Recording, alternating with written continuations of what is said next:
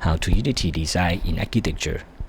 Unity in architecture refers to the principle of creating a cohesive and harmonious design that incorporates various elements of a building into a unified whole.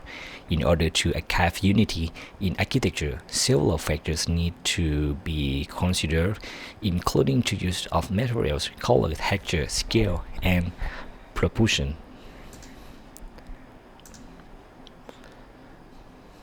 Another important factor in achieving unity in architecture is the use of proportion and scale. This involves ensuring that the size and placement of all design elements are balanced and harmonious.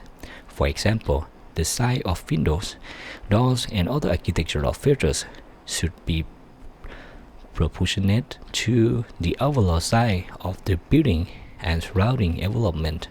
Unity in architecture refers to the harmonious integration of all design elements to create a cohesive and visual pleasing whole.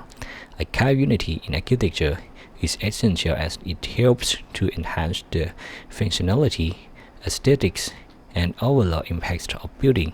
Here are some ways to achieve unity in architecture. The first one, consistency in design elements. The use of consistent design elements such as materials, colors, patterns, and textures throughout the building helps to create a sense of coherence and harmony. The proportion and scale. The proper use of proportion and scale in the design of the buildings helps to create visual balance and harmony. Elements such as the size of height of windows, doors, and walls should be balanced and proportional to each other.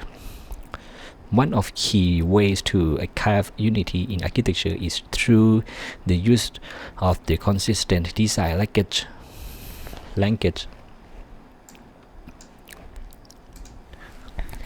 This means that all design elements such as the use of materials, colors, schemes, and textures should be used with a particular aesthetics in mind. For example, if a building is designed with a minimal aesthetics, then the use of clean lines, simple shapes, and natural colors should be consistent throughout the building.